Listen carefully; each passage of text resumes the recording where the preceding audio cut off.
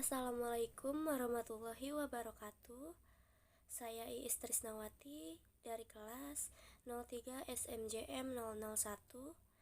Di sini saya akan menjelaskan sedikit materi dari pertemuan 10 sampai dengan pertemuan 18 mata kuliah makroekonomi.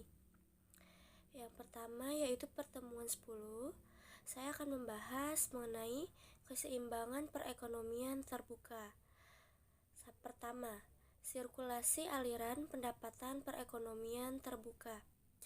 Dalam perekonomian terbuka, sektor ekonomi dibedakan kepada 4 golongan, yaitu rumah tangga, perusahaan, pemerintah, dan luar negeri. Menjalankan perdagangan internasional merupakan kegiatan yang lazim dilakukan oleh berbagai negara.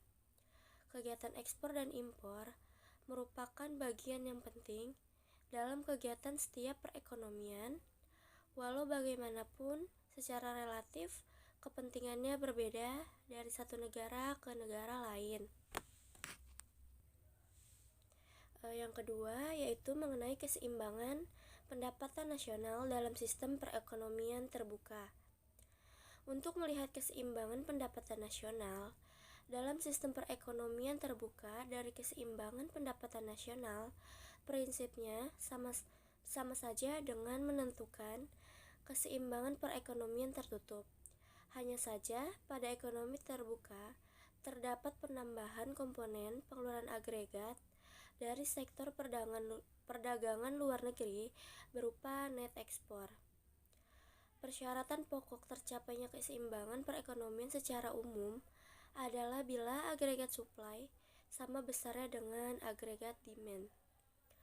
Penawaran agregat dalam ekonomi tertutup adalah pendapatan nasional, sedangkan dalam sistem ekonomi terbuka, agregat supply terdiri dari pendapatan nasional dan impor. Karena dalam sistem ekonomi terbuka, barang dan jasa diperjualbelikan terdiri dari barang dan jasa domestik dan barang-barang yang diimpor dari luar negeri. Selanjutnya, pertemuan 11 yaitu mengenai pengangguran. Yang pertama, pengertian pengangguran. Pengangguran adalah sebuah golongan angkatan kerja yang belum melakukan suatu kegiatan yang menghasilkan uang. Pengangguran tidak terbatas pada orang yang belum bekerja. Orang yang sedang mencari pekerjaan dan orang yang bekerja namun pekerjaannya tidak produktif pun dapat dikategorikan sebagai pengangguran. Yang kedua yaitu jenis pengangguran berdasarkan penyebabnya. 1. Pengangguran normal atau friksional.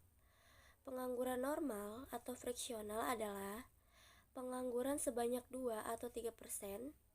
Para penganggur ini tidak ada pekerjaan bukan karena tidak dapat memperoleh kerja, tetapi karena sedang mencari pekerjaan yang lebih baik. Lalu yang kedua yaitu pengangguran siklikal. Pengangguran ini terjadi karena maju mundurnya ekonomi suatu negara. Ketika perekonomian mengalami kemunduran daya beli, masyarakat pun akan menurun. Akibatnya perusahaan akan mengurangi produksi dan perusahaan banyak memberhentikan karyawannya. Yang ketiga, pengangguran struktural. Pengangguran struktural adalah jenis pengangguran yang disebabkan perubahan struktur perekonomian. Contohnya peralihan perekonomian dari sektor perkebunan ke sektor industri. Yang keempat, pengangguran teknologi. Pengangguran teknologi adalah pengangguran yang ditimbulkan oleh penggunaan mesin dan kemajuan teknologi lainnya. Perusahaan biasanya lebih memilih menggunakan tenaga mesin dibandingkan tenaga manusia karena lebih cepat, mudah, dan hemat biaya. Lalu selanjutnya jenis pengangguran berdasarkan cirinya. Yang pertama, pengangguran terbuka, yaitu pengangguran ini tercipta sebagai akibat pertambahan lowongan pekerjaan yang lebih rendah dari pertambahan tenaga kerja. Sebagainya akibat dalam perekonomian, semakin banyak jumlah tenaga kerja yang tidak dapat memperoleh pekerjaan. Lalu yang kedua, pengangguran tersembunyi. Pengangguran ini terutama wujud di sektor pertanian atau jasa. Setiap kegiatan ekonomi memerlukan tenaga kerja, dan jumlah tenaga kerja yang digunakan tergantung banyak faktor. Antara lain, faktor yang perlu dipertimbangkan adalah besar atau kecilnya perusahaan, jenis kegiatan perusahaan, mesin yang digunakan, dan tingkat produksi yang dicapai. Selanjutnya, pengangguran bermusim. Pengangguran ini terutama terdapat di sektor pertanian dan perikanan. Pada musim hujan, penyadap karet dan nelayan tidak melakukan pekerjaan mereka dan terpaksa menganggur, sedangkan pada musim kemarau, para petani pun tidak menggarap tanahnya. Yang keempat, setengah menganggur. Di negara-negara berkembang, penghijrahan atau migrasi dari desa ke kota sangatlah pesat. Sebagai akibatnya, tidak semua orang pindah ke kota dapat memperoleh pekerjaan dengan mudah. Sebagiannya terpaksa menganggur sepenuh waktu.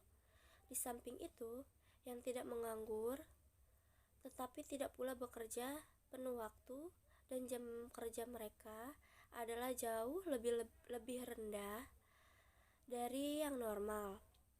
Pekerja-pekerja yang mempunyai masa kerja seperti yang dijelaskan ini digolongkan sebagai setengah menganggur. Lalu yang keempat itu dampak dari pengangguran. Dampak dari pengangguran itu terdiri dari berkurangnya pendapatan masyarakat sehingga mengurangi tingkat kemakmuran, menimbulkan masalah ekonomi dan sosial, dan kekacauan politik dan sosial. Yang kelima, cara mengatasi pengangguran. Yang pertama, cara mengatasi pengangguran struktural. Untuk mengatasi pengangguran jenis ini, cara yang dapat dilakukan adalah: pertama, peningkatan mobilitas modal dan tenaga kerja. Yang kedua, segera memindahkan kelebihan tenaga kerja dari tempat dan sektor yang kelebihan ke tempat dan sektor ekonomi yang kekurangan. Yang ketiga, mengadakan pelatihan tenaga kerja untuk mengisi formasi kesempatan atau lowongan kerja yang kosong. Yang keempat, segera mendirikan industri padat karya di wilayah yang mengalami pengangguran. Selanjutnya, cara mengatasi pengangguran friksional. Untuk mengatasi pengangguran secara umum, antara lain yang dapat digunakan adalah dengan cara pertama, perluasan kesempatan kerja dengan cara mendirikan industri-industri baru, terutama yang bersifat padat karya. Yang kedua, deregulasi dan debirokratisasi di berbagai bidang industri untuk merangsang timbulnya investasi baru. Yang ketiga, menggalakkan pengembangan sektor informal seperti home industry. Yang keempat, menggalakkan program transmigrasi untuk menyerap tenaga kerja di sektor agraris dan sektor formal lainnya. Yang kelima, pembukaan proyek-proyek umum oleh pemerintah seperti pembangunan jembatan, jalan raya, PLTU, PLTA, dan lain-lain, sehingga bisa menyerap tenaga kerja secara langsung maupun untuk merangsang investasi baru di kalangan swasta. Selanjutnya, cara mengatasi pengangguran musiman. Jenis pengangguran ini bisa diatasi dengan cara sebagai berikut. Yang pertama, pemberian informasi yang cepat jika ada lowongan kerja di sektor lain. Dua, melakukan pelatihan di bidang keterampilan lain untuk memanfaatkan waktu ketika menunggu musim tertentu. Yang keempat yaitu cara mengatasi pengangguran siklus. Jenis pengangguran ini bisa diatasi dengan cara sebagai berikut. Yang pertama, mengarahkan permintaan masyarakat terhadap barang dan jasa, dan yang kedua, meningkatkan daya beli masyarakat. Selanjutnya, hubungan pengangguran dengan kebijakan pemerintah. Yang pertama, pengangguran dan kebijakan fiskal adalah mengurangi pajak dan menambah pengeluaran pemerintah. Yang kedua, pengangguran dan kebijakan moneter adalah menambah penawaran uang, mengurangi atau menurunkan suku bunga, dan menyediakan kredit khusus untuk kegiatan tertentu. Yang ketiga, pengangguran dan kebijakan segi penawaran adalah menolong lebih banyak investasi, mengembangkan infrastruktur, meningkatkan efisiensi administrasi permintaan, memberi subsidi dan mengurangkan pajak perusahaan dan individu. Lalu saya akan menjelaskan pertemuan 12 yaitu mengenai inflasi. Yang pertama, definisi inflasi. Inflasi didefinisikan sebagai naiknya harga-harga untuk semua barang secara terus-menerus yang dapat mengganggu bahkan dapat mengancam perekonomian suatu negara. Menghitung tingkat inflasi berguna untuk menggambarkan perubahan harga yang berlaku dari satu tahun ke tahun yang berikutnya. Dalam hal ini perlu dipedomi indeks harga konsumen dari suatu tahun ke tahun tertentu dan seterusnya untuk dibandingkan dengan indeks harga pada tahun sebelumnya. Ada 3 komponen yang harus dipenuhi agar dapat dikatakan telah terjadi suatu inflasi. Yang pertama, kenaikan harga, yang kedua bersifat umum, dan yang ketiga berlangsung secara terus-menerus. Yang kedua, jenis-jenis inflasi.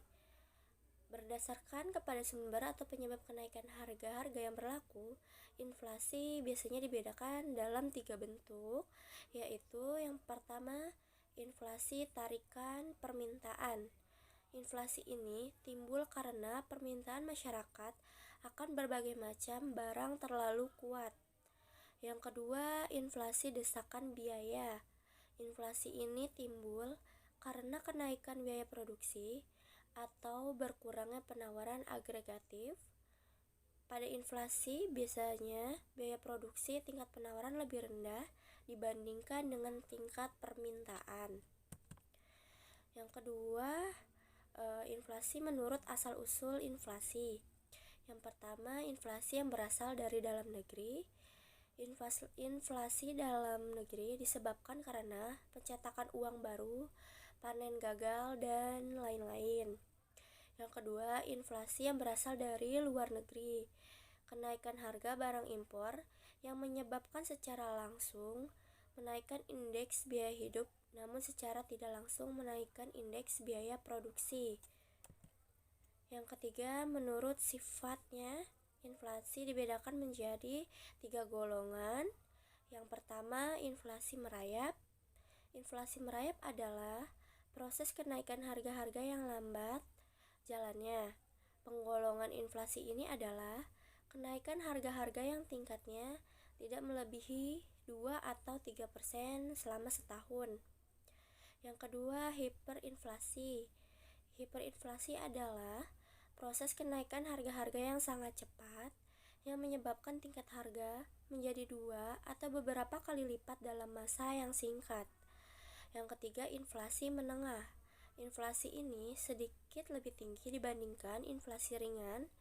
Lajunya berkisar antara 10 sampai dengan 30% per tahun. Jenis inflasi ini ditandai dengan kenaikan harga yang cukup besar dalam waktu yang singkat. Selanjutnya pertemuan ke-13 yaitu mengenai kebijakan pemerintah. Yang pertama, kebijakan fiskal.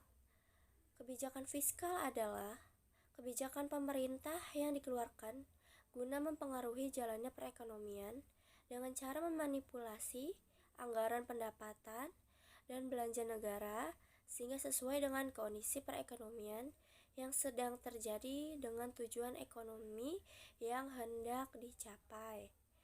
Yang kedua yaitu tujuan kebijakan fiskal. Yang pertama, menjaga inflasi melalui stabilitas harga. Yang kedua, memacu investasi melalui pemberian insentif pajak dan pembangunan infrastruktur seperti jalan, jembatan, pelabuhan, dan bandar udara. Yang ketiga, menetapkan kebijakan penerapan tarif pajak dalam rangka mengendalikan tingkat inflasi. Yang keempat, menjaga stabilitas ekonomi di tengah krisis global seperti subsidi, menaikkan batasan penghasilan tidak kena pajak atau PTKP, dan mengendalikan pengeluaran pemerintah. Yang kelima, mendistribusikan pendapatan nasional dalam rangka mengurangi kesenjangan pendapatan melalui pengenaan tarif pajak progresif. Yang kedua, saya akan membahas kebijakan moneter. Kebijakan moneter merupakan langkah dalam mengendalikan keadaan ekonomi dalam konteks makro agar dapat berjalan sesuai dengan yang diinginkan dengan cara pengaturan jumlah uang yang beredar dalam suatu perekonomian. Tujuan kebijakan moneter: pertama, menjaga sasaran laju inflasi yang ditetapkan oleh pemerintah melalui penetapan sasaran-sasaran moneter seperti uang beredar atau suku bunga. Yang kedua, untuk mencapai keseimbangan internal atau pertumbuhan ekonomi yang tinggi, stabilitas harga, pemerataan pembangunan, dan keseimbangan eksternal atau keseimbangan neraca pembayaran. Yang ketiga, menjaga stabilisasi ekonomi yang dapat diukur dengan kesempatan kerja, kestabilan harga, serta neraca pembayaran internasional yang seimbang. Yang selanjutnya saya akan membahas pertemuan ke-14, yaitu perdagangan internasional. Pertama, pengertian perdagangan internasional. Perdagangan internasional adalah perdagangan yang dilakukan oleh penduduk suatu negara dengan penduduk negara lain atas dasar perjanjian bersama. Bila dibandingkan dengan pelaksanaan perdagangan di dalam negeri, maka perdagangan internasional memiliki kerumitan yang kompleks. Kerumitan ini disebabkan oleh beberapa faktor, yaitu antara lain: pertama, baik pembeli dan penjual dipisahkan oleh batas-batas antar negara. Yang kedua, pengiriman barang yang harus dikirim ke suatu negara akan melewati berbagai macam peraturan seperti pabean yang bersumber dari pembatasan yang dikeluarkan oleh masing-masing pemerintah. Yang ketiga, antara satu negara dengan negara lainnya terdapat perbedaan dalam bahasa, mata uang, taksiran dan timbangan, hukum dalam perdagangan, dan sebagainya. Yang kedua, manfaat perdagangan internasional. Manfaat perdagangan internasional terdiri dari: pertama, memperoleh barang-barang yang tidak dapat diproduksi di negara sendiri. Banyak faktor-faktor yang mempengaruhi perbedaan hasil produksi di setiap negara. Faktor-faktor tersebut diantaranya kondisi geografis, iklim, tingkat penguasaan iptek, dan lain-lain. Dengan adanya perdagangan internasional, setiap negara mampu memenuhi kebutuhan yang tidak dapat diproduksi sendiri. Yang kedua, memperoleh keuntungan dari spesialisasi. Dengan mengadakan spesialisasi dalam perdagangan, setiap negara dapat memperoleh keuntungan sebagai berikut. Pertama, faktor-faktor produksi yang dimiliki setiap negara dapat digunakan dengan lebih efisien. Yang kedua, setiap negara dapat menikmati lebih banyak barang dari yang dapat diproduksi dalam negeri, memperluas pasar dan menambah keuntungan. Transfer teknologi modern. Perdagangan luar negeri memungkinkan suatu negara untuk mempelajari teknik produksi yang lebih efisien dan cara-cara manajemen yang lebih modern. Sebab-sebab terjadinya perdagangan internasional yaitu: 1. Revolusi informasi dan transportasi. 2. Interdependensi kebutuhan. Ketiga, liberalisasi ekonomi. Keempat, asas keunggulan komparatif. Dan kelima, kebutuhan devisa. Keempat, jenis-jenis perdagangan internasional. Yang pertama, ekspor. Ekspor dibagi dalam beberapa cara, antara lain ekspor biasa dan ekspor tanpa L per se. Ekspor biasa merupakan pengiriman barang ke luar negeri sesuai dengan peraturan yang berlaku yang ditujukan kepada pembeli di luar negeri, mempergunakan L per se dengan menggunakan devisa. Yang kedua, ekspor tanpa L per se barang dapat dikirim terlebih dahulu, sedangkan eksportir belum menerima L/C, harus ada izin khusus dari Departemen Perdagangan. Yang kedua, barter, yaitu pengiriman barang ke luar negeri untuk ditukarkan langsung dengan barang yang dibutuhkan dalam negeri. Yang ketiga, konsinyasi, pengiriman barang di mana belum ada pembelian tertentu di LN. Keempat, package deal, perdagangan berdasarkan perjanjian dengan menetapkan jumlah tertentu dari barang yang akan diekspor ke negara tersebut dan sebaliknya dari negara itu akan mengimpor sejumlah barang tertentu yang dihasilkan negara tersebut. Yang kelima, penyelundupan, yaitu setiap usaha yang bertujuan memindahkan kekayaan dari suatu negara ke negara lain tanpa memenuhi ketentuan yang berlaku.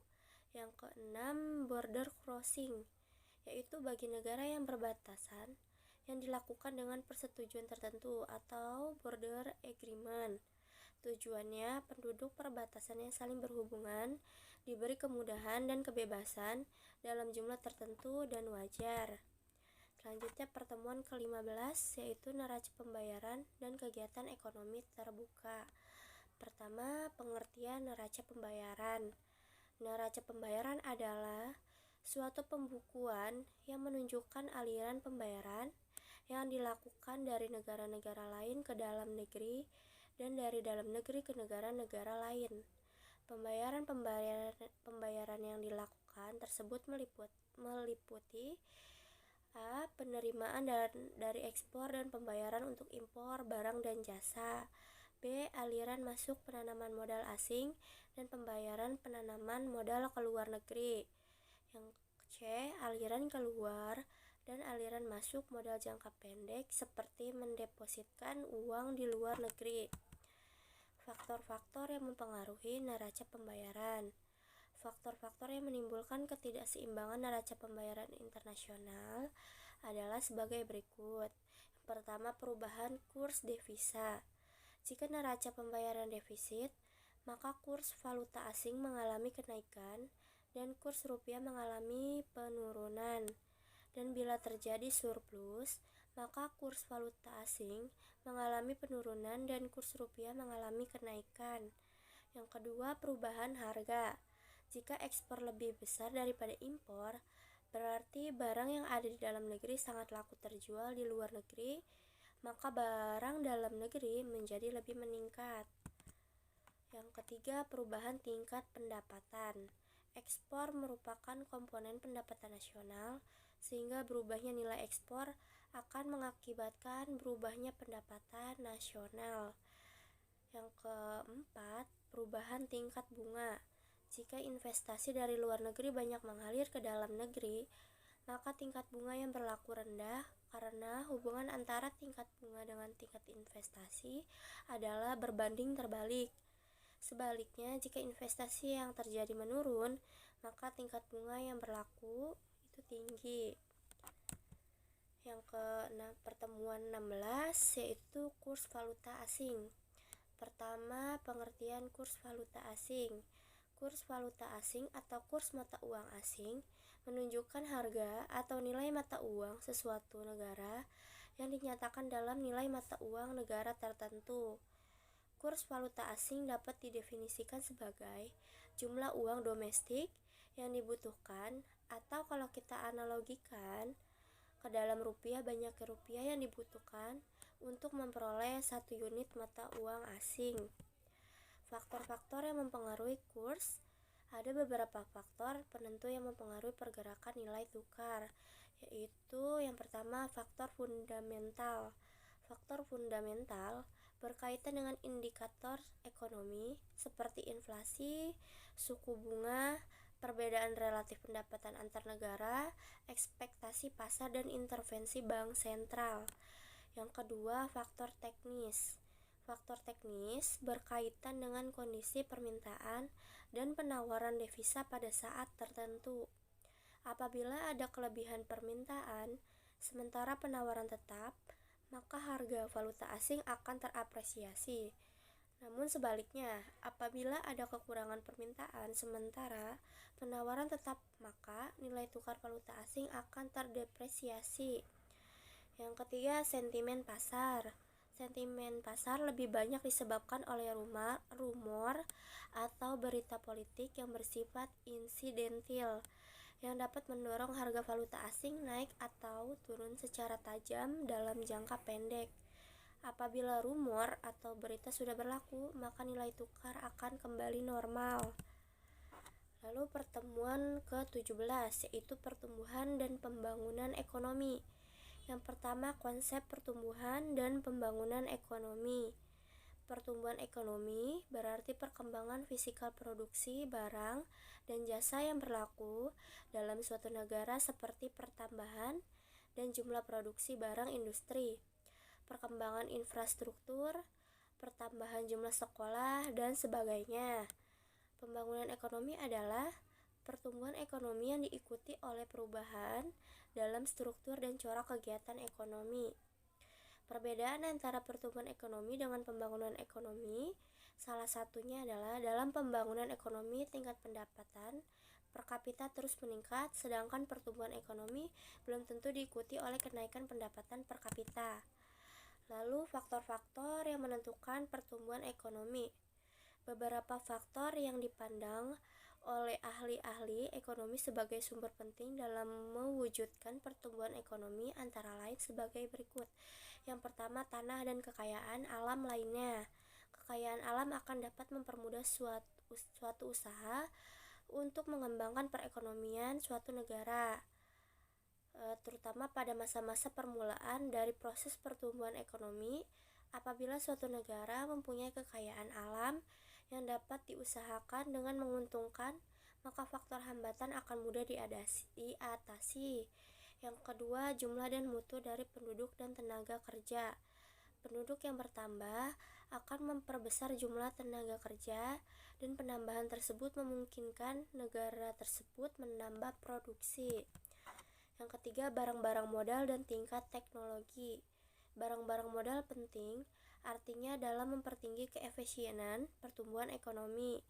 Barang-barang modal yang sangat bertambah dan teknologi yang telah menjadi bertambah modern memegang peranan yang penting sekali dalam mewujudkan kemajuan ekonomi yang tinggi. Yang keempat, sistem sosial dan sikap masyarakat. Sikap masyarakat juga dapat menentukan sampai di mana pertumbuhan ekonomi dapat dicapai. Di sebagian masyarakat terdapat sikap masyarakat yang akan mendorong besar dalam pertumbuhan ekonomi, seperti sikap menabung, sikap yang menghargai kerja keras, dan sikap yang selalu berusaha untuk menambah pendapatan dan keuntungan. Pertemuan ke-18 yaitu perkembangan perekonomian global. Pertama, pengertian ekonomi dunia. Ekonomi dunia atau ekonomi global secara umum merujuk ke ekonomi yang didasarkan pada ekonomi nasional semua negara di dunia. Ekonomi global dapat dipandang sebagai ekonomi masyarakat global dan ekonomi nasional, yaitu ekonomi masyarakat setempat, sehingga menciptakan satu ekonomi global. Masalah makroekonomi yang menjadi landasan melihat sejauh mana kondisi perekonomian dunia ditinjau dari perkembangan pertumbuhan ekonomi, tingkat pengangguran, dan tingkat inflasi. Ekonomi dunia tidak terpisahkan dari geografi dan ekologi bumi, sehingga dapat kesalahan penyebutan istilah karena ekonomi dunia seharusnya tidak mencakup pertimbangan sumber daya atau nilai apapun di luar bumi, meski definisi dan representasi ekonomi dunia bermacam-macam. Misalnya, ketika ada upaya yang bisa dilakukan untuk menghitung nilai kesempatan daerah tambang yang belum terjamah di teritori yang belum diklaim di Antartika, kesempatan yang sama di Mars tidak bisa dianggap sebagai bagian dari ekonomi dunia. Bahkan jika saat ini dieksploitasi dengan cara-cara tertentu dan dapat dianggap sebagai nilai laten saja, sebagaimana properti intelektual yang belum tercipta, seperti penemuan yang tidak terpikirkan sebelumnya, jauh dari standar minimum nilai produksi, pemakaian, dan tukar di planet bumi. Definisi, representasi, model, dan penilaian ekonomi dunia beragam bentuknya. Sekian penjelasan dari saya, kurang lebihnya saya mohon maaf. Wassalamualaikum warahmatullahi wabarakatuh. Terima kasih.